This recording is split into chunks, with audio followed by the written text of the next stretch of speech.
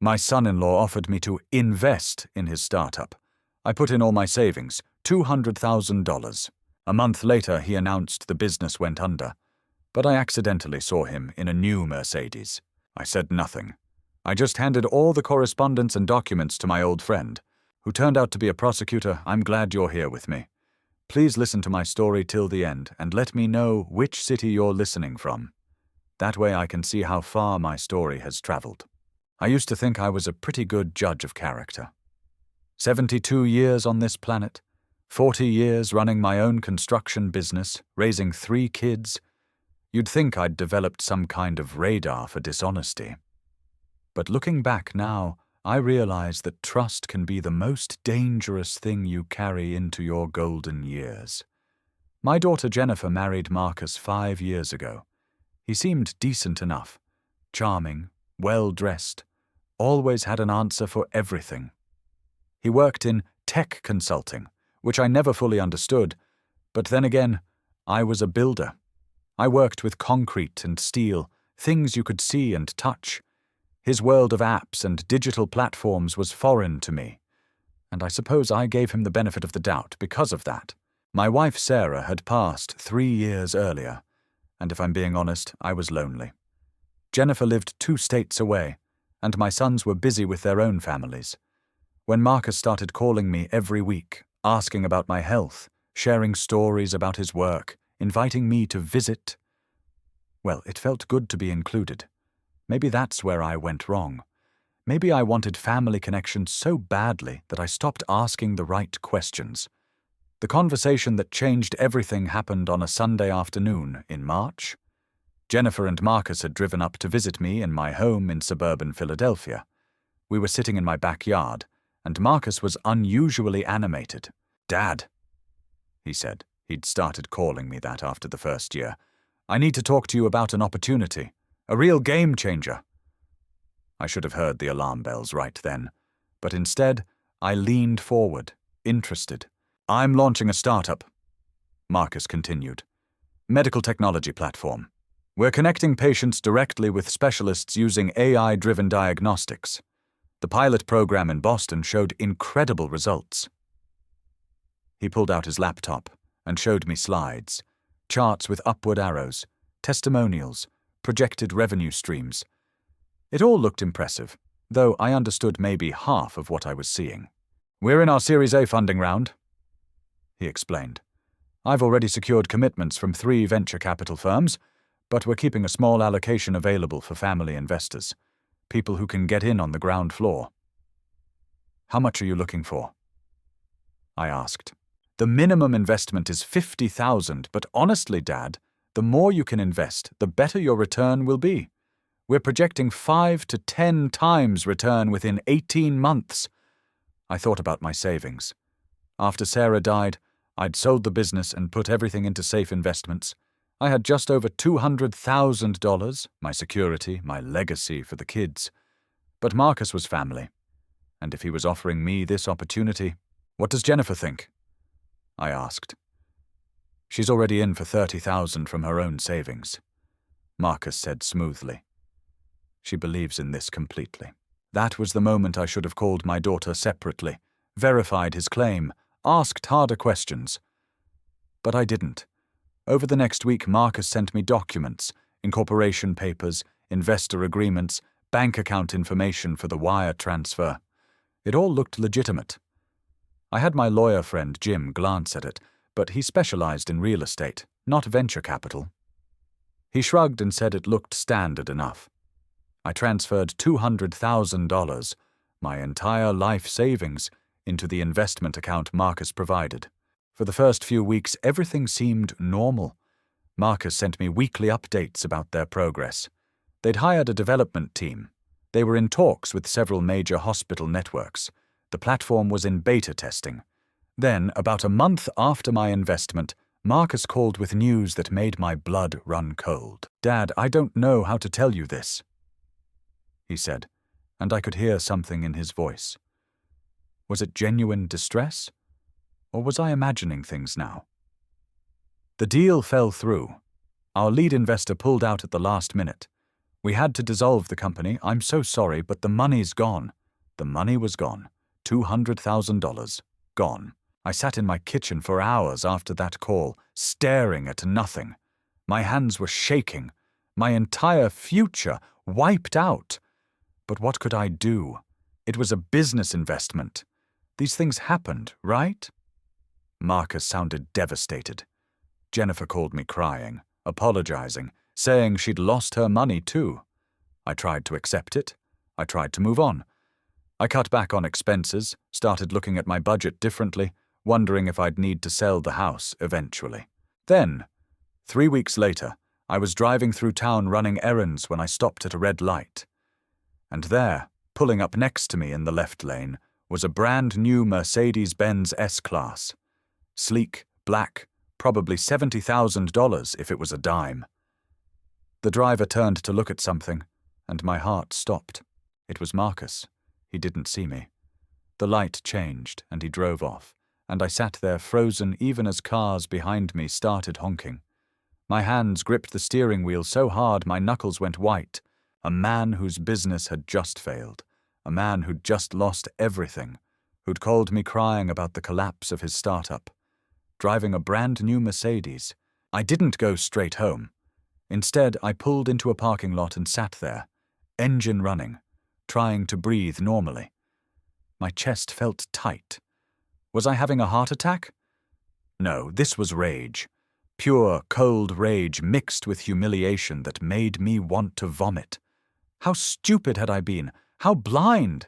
I drove home slowly, carefully, because my hands wouldn't stop shaking. Once inside my house, the house Sarah and I had bought 40 years ago, the house where we'd raised our children, I sat at the kitchen table and forced myself to think clearly. $200,000. That number kept echoing in my head. It represented 40 years of waking up at 5 in the morning. 40 years of working in the summer heat and winter cold. Countless hours away from my family, building a business brick by brick, paycheck by paycheck.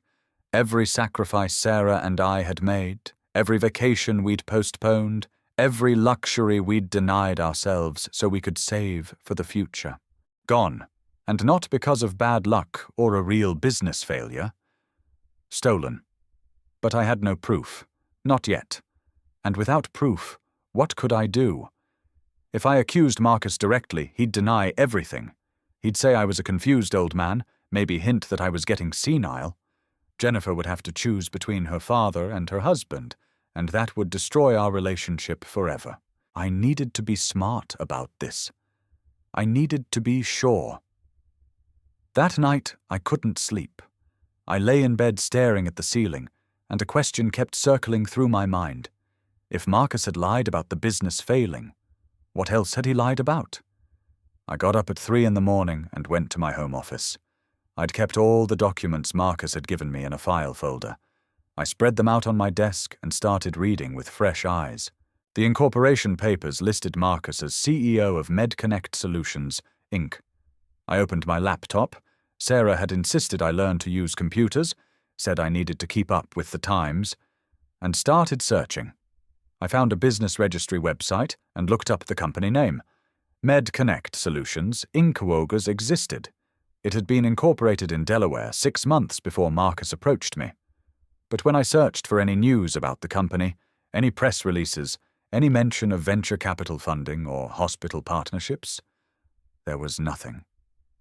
Complete silence.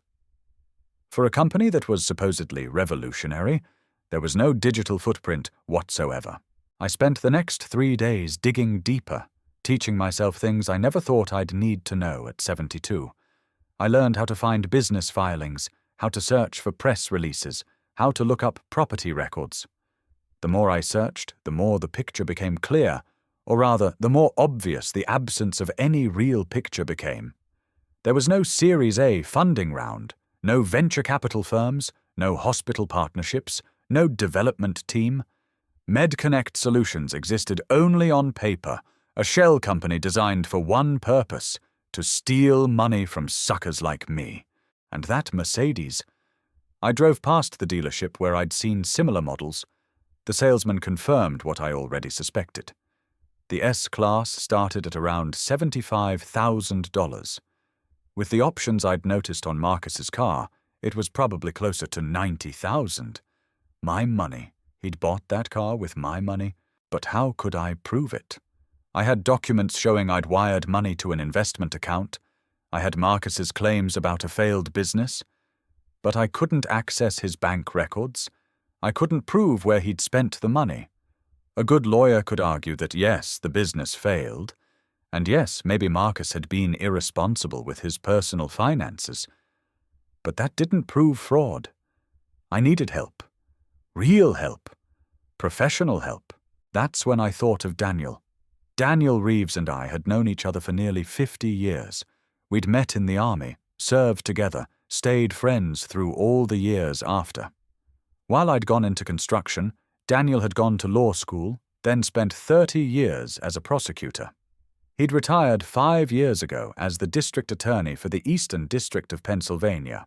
We still got together for breakfast once a month, but I hadn't seen him since before the investment. I'd been too ashamed to tell him what had happened, too embarrassed to admit how foolish I'd been. But Daniel was more than a friend. He was a man who'd spent his entire career putting criminals behind bars. He knew the law. He knew how to build cases. And more importantly, he knew me well enough to know I wouldn't come to him unless it was serious. I picked up my phone and called him. "Daniel," I said when he answered, "I need your help. Someone stole everything from me, and I need to make it right." Daniel Reeves didn't waste time with questions over the phone. He just said, "Come to my house. Bring everything you have." That was Daniel. Direct, efficient, the kind of man who'd built a reputation on getting things done. His home office still looked like a prosecutor's workspace even in retirement. File cabinets lined one wall, law books filled the shelves, and his desk was clean, except for a legal pad and a pen. I sat across from him and laid out every document I had. The investment agreements, the wire transfer confirmations, the email exchanges with Marcus, the incorporation papers. Daniel read through everything in silence, making occasional notes. I watched his face, trying to read his expression. After 20 minutes, he looked up at me. "This is wire fraud," he said simply. "Federal crime. If we can prove intent to defraud, we're looking at up to 20 years in prison." My heart jumped. "Can we prove it?" That's the question. Daniel leaned back in his chair. "You've got documents showing you wired money to an account controlled by Marcus. You've got his representations about the business. But proving he never intended to operate a real business, that requires more." "He's driving a new Mercedes," I said. $70,000, maybe $90,000. The business supposedly failed a month ago. Daniel's eyebrows rose slightly. "That's interesting. Did you get photos? License plate?" I hadn't. I'd been too shocked. "But I could," I said. "He lives 2 hours from here. I know where." "No." Daniel's voice was firm. "You don't go near him. You don't let him know you suspect anything. If he realizes we're building a case, he'll destroy evidence, move money offshore, make this exponentially harder. So what do I do?" "First, I make some calls." Daniel tapped the documents. "I still have friends at the U.S. Attorney's Office. I can't prosecute cases anymore, but I can bring this to the right people's attention. Second, we need to document everything. The Mercedes is good. I know a private investigator who can get photos, track his spending. Third, we need to see if there are other victims. Other victims? Men like Marcus don't usually stop at one mark." Daniel said, and I flinched at the word mark, even though I knew that's exactly what I'd been. If this is his pattern, there might be others. Each additional victim strengthens the case. Over the next 2 weeks, I lived in a strange state of suspended animation. Daniel had warned me to act completely normal around Marcus and Jennifer, which meant when my daughter called, I had to pretend everything was fine. Had to listen to her apologize again about the lost investment. Had to hear Marcus in the background, his voice cheerful, asking if I wanted to come visit next month. "That sounds great," I said, forcing warmth into my voice, wanting to reach through the phone and strangle him. Meanwhile, Daniel was working. He called in favors from his years as DA. A private investigator named Carol Chen started surveillance on Marcus. The photos started coming in. Marcus at expensive restaurants, Marcus at a golf club that charged $30,000 a year for membership, Marcus shopping at stores I couldn't afford even when my business was thriving. Then Carol found something bigger. "Your son-in-law isn't just spending money," Daniel told me during one of our meetings. "He's moving it." Carol tracked down his banking patterns. He's been making large transfers to offshore accounts. Cayman Islands, specifically. "Can we prove it's my money?"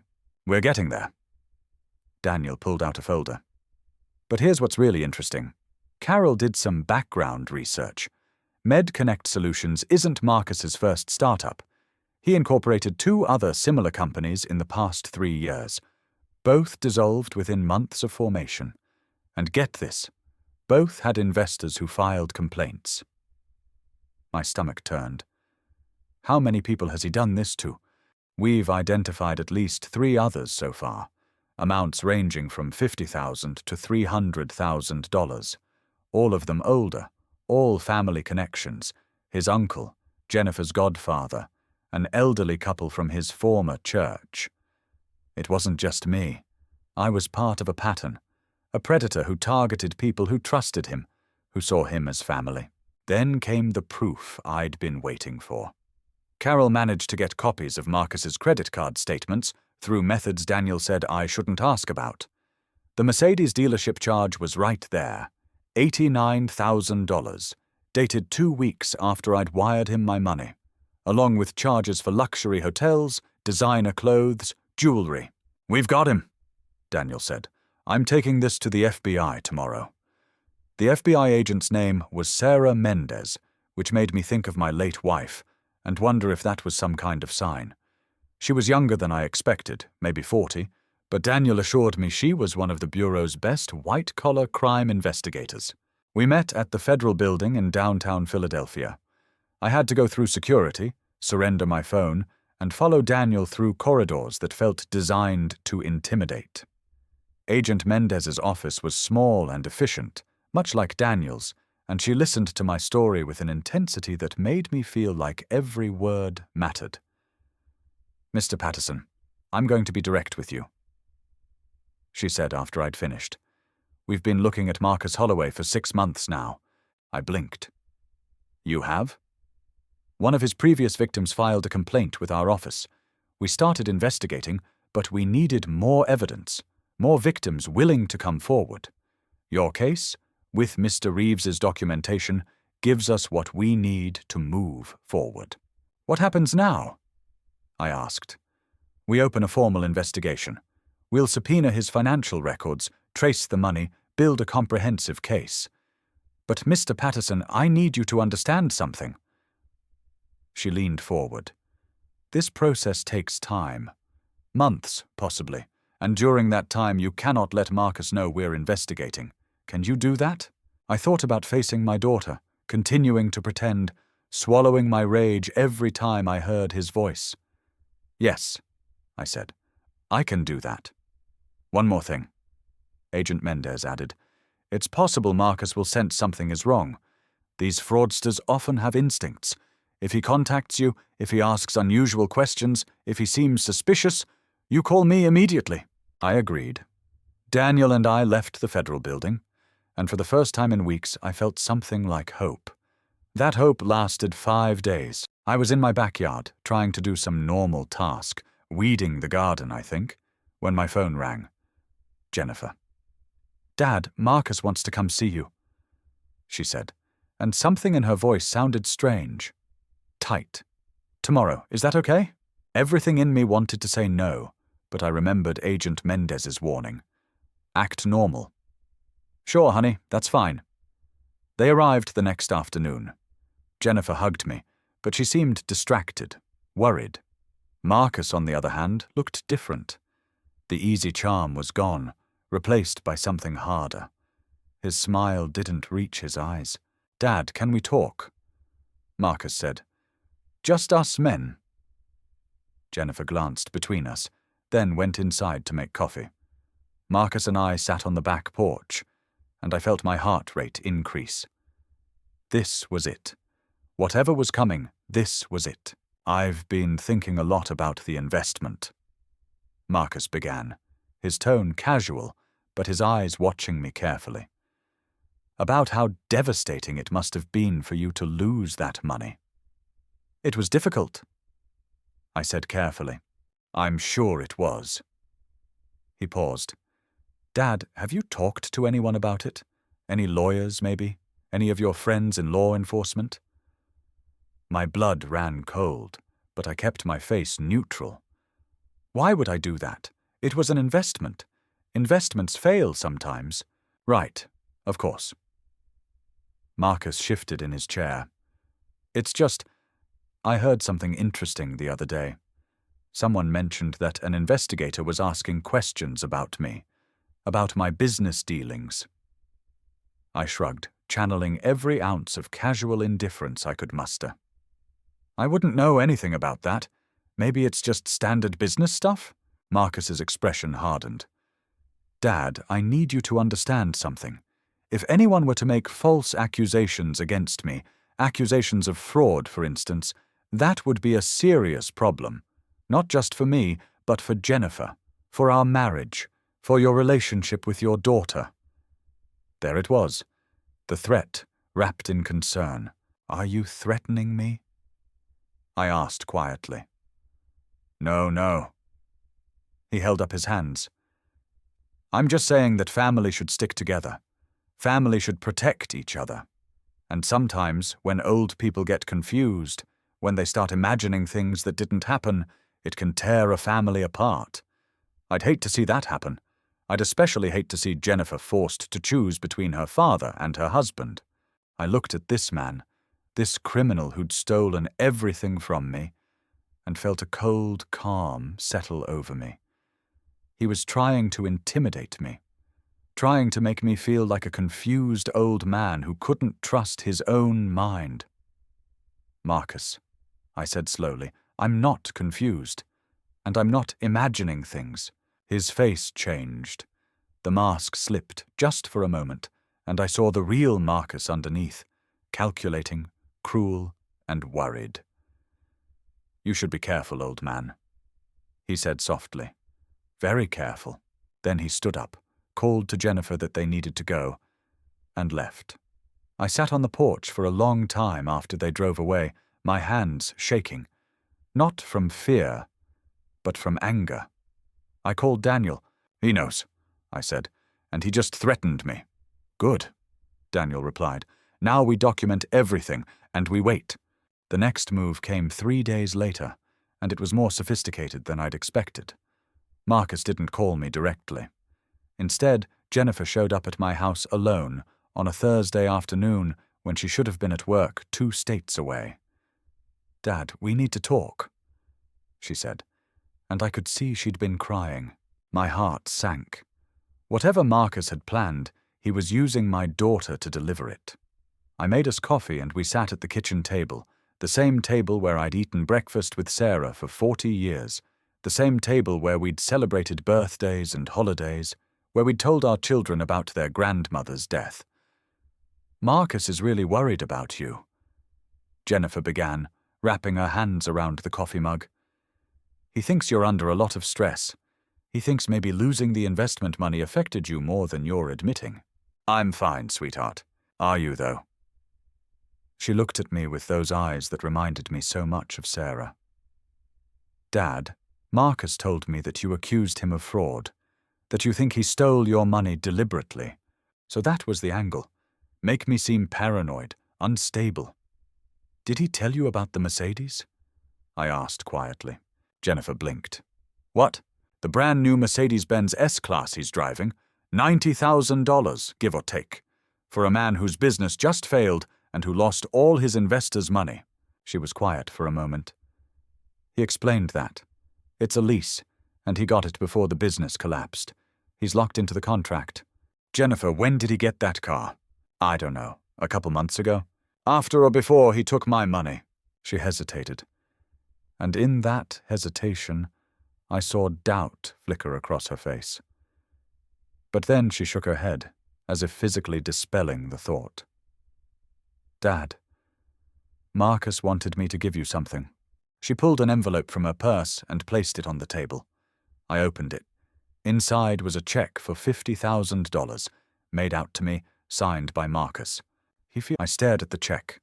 $50,000 out of $200,000. A quarter of what he'd stolen. It was a brilliant move, actually. Enough money to seem significant, to tempt someone in my position, but also an implicit admission of debt.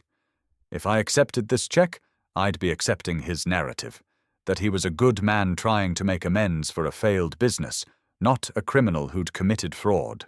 I can't accept this, I said, pushing the check back toward Jennifer.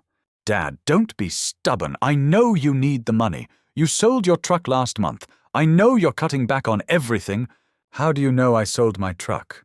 She flushed. Marcus mentioned it. He's been keeping an eye on you, making sure you're okay, keeping an eye on me, watching me, monitoring what I was doing, who I was talking to, what I was selling. The surveillance went both ways, apparently. Sweetheart, I need you to listen to me very carefully. I reached across the table and took her hand. I love you more than anything in this world, but I cannot accept this money, and I need you to trust me when I say that things are not what they seem. What does that mean? Her voice rose. Dad, you're scaring me. You're acting paranoid and strange, and now you won't accept help when Marcus is trying to do the right thing. The right thing would have been not stealing my life savings in the first place. Jennifer stood up abruptly, the chair scraping against the floor. I can't do this. Marcus said you'd react this way. He said you'd become fixated on some conspiracy theory. She grabbed the check off the table. Fine. Keep struggling. Keep being stubborn. But don't call me when you need help. She left, and I sat there feeling like I'd been punched in the stomach. This was Marcus's real power, not just stealing money, but weaponizing my relationship with my daughter, making her doubt me, isolating me. But I wasn't alone. That evening, Daniel came over, along with 2 other friends. Robert Chen, who'd worked construction with me for 20 years, and Father Michael O'Connor from the church Sarah and I had attended. I hadn't told Robert or Father Michael the full story, but Daniel had suggested I needed a support network beyond just him. I explained everything. Robert's face grew darker with each sentence. Father Michael shook his head in disgust. What do you need from us? Robert asked simply. I need to know I'm not crazy, I said. I need to know I'm doing the right thing. You're not crazy, Father Michael said firmly. What you're describing is evil. Plain and simple. And evil needs to be confronted. Marcus came after you, Robert added. Threatened you in your own home. Tried to bribe you through your daughter. That's not the behavior of an innocent man. Daniel nodded. The FBI is building their case. Agent Mendez says they're close. Maybe 2 more weeks. And Jennifer, I asked quietly. She'll understand eventually. Father Michael said. The truth has a way of revealing itself. Your job is to stand firm until it does. I looked around at these 3 men, my friend, my former employee, my priest, and felt some of the weight lift from my shoulders. Marcus had tried to isolate me, but he'd failed. I wasn't alone, and I wasn't backing down. The second confrontation came on a Sunday, which felt almost calculated. Marcus knew I usually spent Sundays at church, knew it was the day I tried to maintain some connection to the life Sarah and I had built. I'd just returned home from morning service when I saw their car in my driveway. Both of them this time, Marcus and Jennifer. Something about seeing them waiting there, on my property, uninvited, made my pulse quicken. But I got out of my car and walked to my front door as normally as I could manage. Dad, Jennifer said, her voice artificially bright. Surprise visit. We brought lunch. She held up a bag from my favorite deli. Another calculated move. Marcus stood behind her, wearing what I'd come to think of as his concerned family man mask. Soft eyes, gentle smile, casual clothes that probably cost more than my monthly grocery budget. "That's thoughtful," I said, unlocking my door. "Come in." We sat in the living room, and Jennifer unpacked sandwiches while Marcus looked around with what seemed like excessive interest, his eyes lingering on my desk, on the folders I'd left out, on my laptop. "How have you been, Dad?" Marcus asked. "Jennifer's been worried about you." "I've been fine." "You look tired," Jennifer said, and I could hear the genuine concern in her voice mixed with something else, something rehearsed. "Are you sleeping okay?" We ate lunch, making small talk that felt like walking through a minefield. Every sentence seemed loaded with double meaning. Marcus asked about my routine, about whether I'd been going out much, about who I'd been spending time with. All innocent questions on the surface, all intelligence gathering underneath.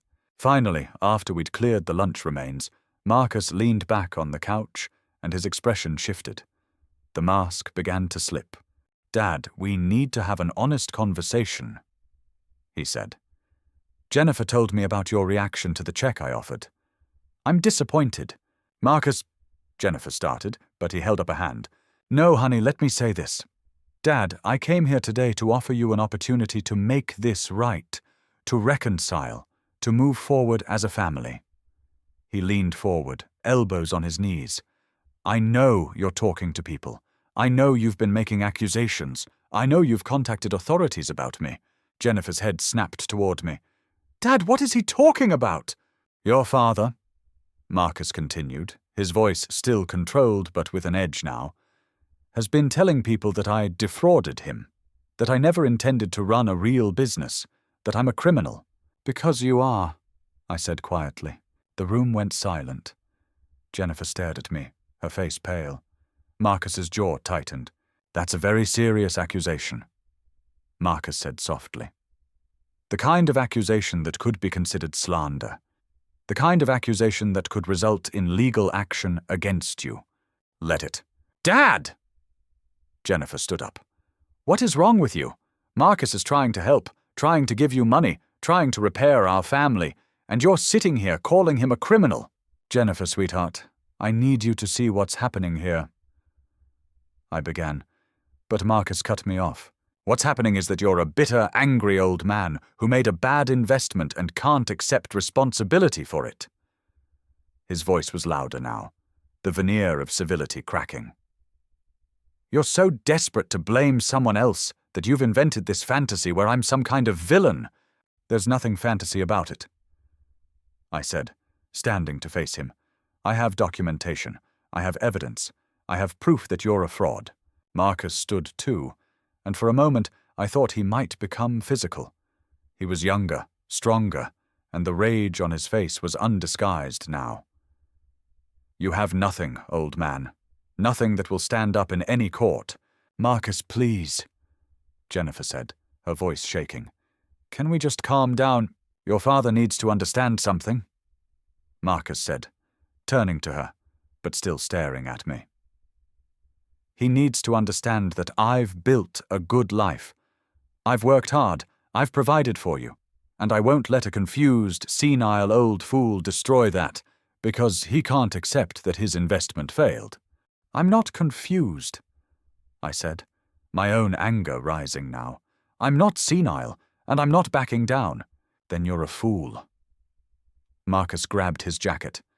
"Jennifer, we're leaving, and Dad—" He turned back to me at the door.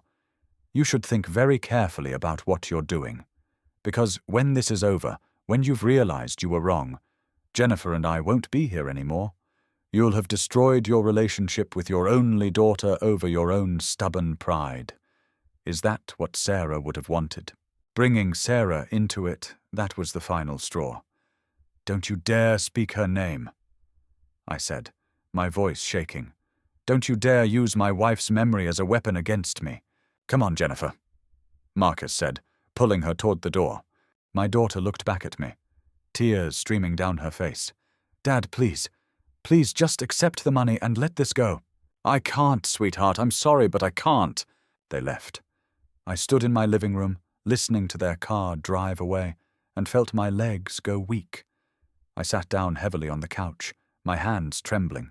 For a moment, just a moment, I felt genuine fear. Marcus was younger, more connected, more sophisticated than I'd given him credit for. He'd isolated me from my daughter. He had resources I didn't have. What if he was right? What if I was just a stubborn old man who couldn't accept a bad investment? But then I thought about that Mercedes, about the offshore accounts, about the other victims, about the FBI investigation that was progressing even now. No, I wasn't wrong, and I wouldn't be intimidated. I picked up my phone and called Daniel. They just left, I said. Marcus threatened me again, this time in front of Jennifer. Perfect, Daniel said. Agent Mendez is going to love this. How are you holding up? I took a breath. I'm ready for this to be over. Whatever happens next, I'm ready. The call came on a Tuesday morning, 2 weeks after Marcus's threatening visit. Agent Mendez's voice was calm and professional, but I could hear something underneath it, satisfaction. Mr. Patterson, we're executing search warrants today. Multiple locations, Marcus's home, his office, and several storage units he's been renting. We have enough for an arrest warrant. My heart hammered in my chest. When? Within the hour. I wanted you to know. She paused. Mr. Patterson, there's something else. We've identified 7 additional victims besides you and the 3 we initially found. Total estimated fraud, $1.4 million. I sat down. 7 more families, 7 more people like me, trusting and betrayed. Thank you for telling me. I managed. There's one more thing. Agent Mendez continued. Jennifer is not implicated. We found no evidence she knew about the fraud. I thought you should know that too. After I hung up, I sat in my kitchen for a long time. My daughter hadn't known. Whatever else happened, at least I'd have that truth to offer her eventually. Daniel called me around noon. It's happening now. Multiple FBI vehicles at Marcus's house. Did Mendez call you? Yes. How do you feel? I thought about that question. How did I feel? Relief? Vindication? Exhaustion? Sadness for what this would do to Jennifer. But mostly, I felt a cold sense of rightness. Justice was being served. I feel ready, I said. The next call came from Jennifer, and my hand shook as I answered it. Dad! Her voice was barely above a whisper. Dad, there are FBI agents in our house. They're taking everything, computers, files, phones. They arrested Marcus. They said... She broke down, sobbing. They said he's being charged with wire fraud. Multiple counts. They said there are other victims. Dad, what's happening? Come home, sweetheart, I said gently. Come home and I'll explain everything. She arrived at my house 3 hours later, her eyes red and swollen. We sat at the kitchen table, and I gave her the folder I'd prepared. Copies of everything I'd documented. Everything the FBI had found. Everything that proved Marcus had systematically defrauded multiple victims, including her own father. Jennifer read through it in silence, her hands trembling. I watched her face as understanding dawned, then disbelief, then horror, then finally a kind of broken comprehension. He used me, she whispered. He used me to get to you, to Uncle Dave, to my godfather. Yes, the whole marriage, was any of it real? That question broke my heart because I didn't have a good answer. I don't know, honey. I really don't know. She stayed with me that night, sleeping in her old childhood bedroom. The next morning, Agent Mendez called to ask if we'd come to the federal building for a formal interview. Jennifer agreed, and I drove us both there. We sat in that same conference room where I'd first told my story. This time, though, there was another person present. A young man in an expensive suit who introduced himself as Marcus's defense attorney. My client maintains his innocence, the attorney said. These charges are based on a misunderstanding of legitimate business practices. Agent Mendez smiled coldly and opened a file folder. Let's talk about legitimate business practices. Mr. Holloway incorporated 3 separate shell companies over 4 years. Each company existed only long enough to collect investment money from family members and associates before being dissolved. Total documented fraud, $1.4 million. She slid documents across the table, bank records, wire transfers, corporate filings. The attorney's confident expression began to falter. "We've traced the money," Mendez continued. "Offshore accounts in the Cayman Islands, luxury purchases, cash withdrawals. Mr. Holloway's current net worth is approximately $400,000, all of it derived from fraud." "Those investments were legitimate," the attorney began. "Then explain this." Mendez pulled out another document. "This is an email from Marcus Holloway to an associate, dated 3 days before he solicited Mr. Patterson's investment. I'll read the relevant section. Found another Mark. Father-in-law with substantial savings and no financial sophistication. Easy target." The room went silent. Jennifer made a small, broken sound beside me. "That email was obtained illegally," the attorney protested. "No," Mendez said. "It was obtained through a warrant based on evidence of ongoing fraud, and it's just one of dozens of communications we've recovered that demonstrate clear intent to defraud." She looked at the attorney, then at Jennifer, then at me. "Mr. Holloway built his entire adult life on systematic theft from people who trusted him. That ends today." 2 hours later, Marcus was arraigned. I didn't attend, but Daniel did, and he called me with the news. Bail set at $500,000, which Marcus couldn't post. He'd remain in federal custody pending trial. "We won," Daniel said. But sitting in my living room with my daughter crying on the couch, her marriage destroyed and her trust shattered, it didn't feel like winning. It felt like survival. The trial took place 4 months later. During those months, Jennifer moved back to Pennsylvania, staying with me while she filed for divorce and tried to rebuild her life. She testified before the grand jury. She cooperated fully with the FBI. And slowly, painfully, she began to heal. Marcus's attorney attempted several strategies. He tried to argue that these were legitimate business ventures that failed. That argument collapsed when the FBI produced evidence of Marcus's pattern. 4 separate shell companies, 10 identified victims, sophisticated money laundering through offshore accounts. Then the attorney tried to negotiate a plea deal. Agent Mendez called to inform me of the offer. Marcus would plead guilty to reduced charges in exchange for an 8-year sentence. "What do you think?" she asked me. I thought about the 7 other victims I'd met by then, about the elderly couple who'd lost their retirement savings, about the widow who'd invested her late husband's life insurance payout, about Jennifer, who'd lost 5 years of her life to a lie. "No deal," I said. "I want a trial. I want everything exposed publicly." "That's what I hoped you'd say," Mendez replied. The trial lasted 3 weeks.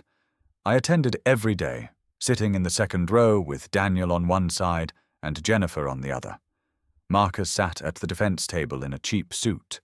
The government had seized all his assets, looking smaller somehow, diminished. The prosecution built their case methodically. They called each victim to testify. We all told our stories, how Marcus had approached us, how he'd used family connections and trust to manipulate us, how he'd stolen our money and our dignity. The bank records were damning. The prosecution showed, transaction by transaction, how Marcus had moved money, from victims' accounts to his shell companies, from shell companies to offshore accounts, from offshore accounts to luxury purchases. They showed photos of the Mercedes, receipts from 5-star hotels, credit card statements for designer clothes and jewelry. They showed the email where Marcus called me an easy target. The defense tried to paint Marcus as a dreamer, an entrepreneur whose ventures simply failed. But the evidence was overwhelming, and when the prosecution called their expert witness, a forensic accountant who'd traced every dollar, even Marcus's attorney seemed to deflate. On the 13th day of trial, Marcus took the stand in his own defense. It was a mistake. The prosecution's cross-examination was surgical. They walked him through each lie, each manipulation, each victim. And as they did, I watched Marcus unravel. The charm was gone. The confidence was gone. What remained was a man desperately trying to justify the unjustifiable. "Mr. Holloway," the prosecutor asked, "did you ever intend to operate MedConnect Solutions as a legitimate business?" Yes, initially. Yes or no, Mr. Holloway? The situation was more complicated. Yes or no? Marcus looked at his attorney, then at the jury, then down at his hands. "No," he whispered. "And when you approached Mr. Patterson, your father-in-law, did you intend to steal his life savings?" "I intended to borrow." "You just testified you never intended to run a legitimate business. So when you took his money, you knew he'd never get it back, correct?" Marcus said nothing. "Correct, Mr. Holloway?" "Yes." Jennifer squeezed my hand so hard it hurt. I looked over at her and saw tears running down her face. Not tears of sadness anymore, but tears of anger. The jury deliberated for 4 hours. When they returned, the forewoman stood and read the verdict. Guilty on all counts. 16 counts of wire fraud, 4 counts of money laundering, 2 counts of tax evasion. Marcus's face went white. Sentencing came 3 weeks later. The judge was a woman in her 60s named Dorothy Harrison, and she'd clearly read every page of the case file. She looked at Marcus with something close to contempt. "Mr. Holloway, you systematically exploited the trust of family members and friends. You stole from people who believed in you, who loved you, who would have helped you if you'd been honest. Instead, you built your life on their suffering." She sentenced him to 22 years in federal prison. No parole, complete restitution to all victims, forfeiture of all assets. Marcus stood there, his lawyer beside him, and for the first time, I saw him cry. Not tears of remorse. I'd learned to recognize those as another manipulation. These were tears of a man finally facing real consequences. As the marshals led Marcus away, he looked back at Jennifer. My daughter stared at him with an expression I'd never seen before. Complete indifference. She'd loved him once. She'd defended him. She'd built a life with him. Now he was just a stranger who'd stolen 5 years of her life. Outside the courthouse, Agent Mendez shook my hand. "Mr. Patterson, I want you to know that your willingness to pursue this, your documentation, your testimony, it made all the difference. Without you, he'd still be out there, finding new victims." "How much will we actually recover?" I asked. "The government seized about $400,000 in assets. With 10 victims, that's roughly $40,000 each. Not what you lost, but something." I nodded. It wasn't about the money anymore. It had stopped being about the money the moment I saw that Mercedes. It was about justice, and justice had been served. The restitution check arrived 6 months after sentencing. $42,000, not the $200,000 I'd lost, but combined with the tighter budget I'd learned to live on, it gave me breathing room again. More importantly, it represented something money couldn't buy. Validation that I'd been right to fight. I deposited the check, and then did something I hadn't done in over a year. I took myself out to a nice dinner. Not extravagant, but a real meal at a proper restaurant. I sat alone at a table by the window, ordered the steak I'd been too frugal to buy, and allowed myself to feel something I hadn't felt in a long time. Peace. The next morning, I got a call from the construction company I'd sold years ago. The new owner, a former employee named Thomas, wanted to bring me on as a consultant. "Just a few hours a week," he said. "We're bidding on some historic renovation projects, and I could use your expertise." The work wasn't about the money. Though the pay was decent, it was about having purpose again, about using the knowledge I'd spent 40 years accumulating. I found myself looking forward to Tuesday and Thursday mornings when I'd drive to the office, review blueprints, offer advice on structural challenges. Jennifer had moved into an apartment 20 minutes from my house. She'd gone back to school, pursuing a master's degree in counseling. "I want to help people recognize manipulation," she told me over dinner one evening. "I want to help people see the red flags I missed." She'd also started dating again, carefully, slowly, but with a new wisdom.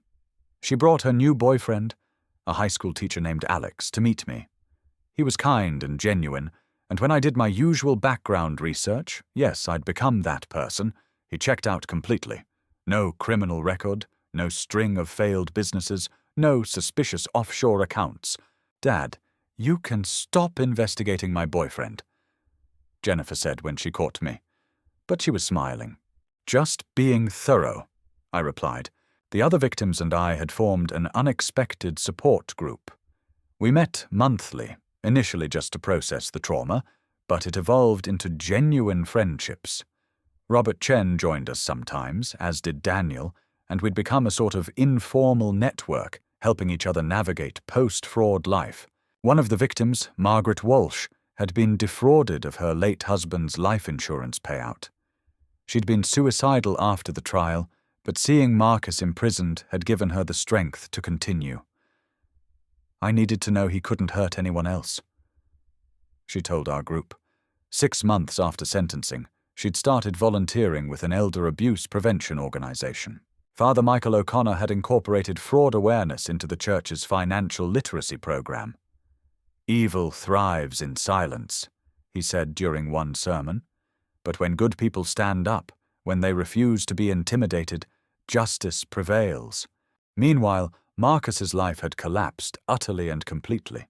The federal prison where he was serving his sentence was in Kentucky, a medium security facility far from anyone who might visit him. Jennifer had received letters from him at first, full of apologies and manipulation, trying to convince her that he'd been wrongly convicted, that he still loved her, that he'd changed. She burned through the victim support network. We heard updates. Marcus had been placed in general population, where the other inmates had quickly learned what he'd been convicted of.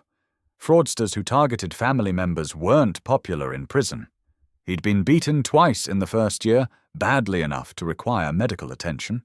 His appeal had been rejected. His request for reduced sentencing due to health issues had been denied. The judge had been unmoved by his attorney's arguments. Jennifer's divorce had been finalized with extreme prejudice. Because Marcus was convicted of fraud during their marriage, the court awarded Jennifer a complete division of any legitimate assets and absolved her of any debts he'd incurred. She got the house, or rather, she got the equity, sold it, and used the money to pay for her master's degree. Marcus's parents had disowned him publicly. His mother had written a letter to the court during sentencing, stating that she no longer considered him her son. "He has brought shame to our family," she wrote. "He deserves every year of his sentence." His father simply stopped acknowledging Marcus existed. I'd heard through Agent Mendez that Marcus had tried to get a job in the prison library, but was rejected due to his fraud convictions.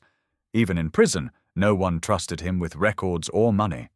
He worked in the kitchen instead, the lowest position available. Every night, I thought about that moment in his trial, when he'd finally admitted the truth, that he'd never intended to run a real business, that he'd deliberately targeted me because I was an easy mark. That admission had freed me. Not because I needed to hear him confess, I'd already known the truth, but because it meant Jennifer heard it. It meant the other victims heard it. It meant there was no ambiguity, no room for doubt, no way for Marcus to spin a redemption narrative later.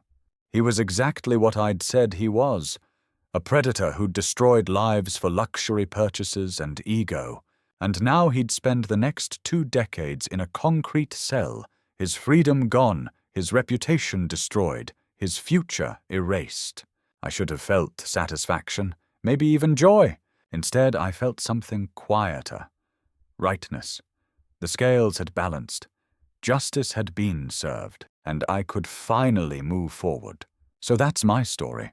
An old man who almost lost everything to a con artist who happened to be family. Here's my question for you. What would you have done in my position? Would you have stayed silent to protect your relationship with your daughter? Would you have accepted that $50,000 bribe? Or would you have fought back like I did? Leave your thoughts in the comments below. And if this story resonated with you, hit that subscribe button. I've got more stories about justice, betrayal, and family that you won't want to miss.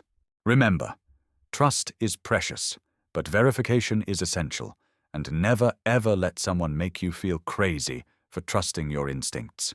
Thanks for listening.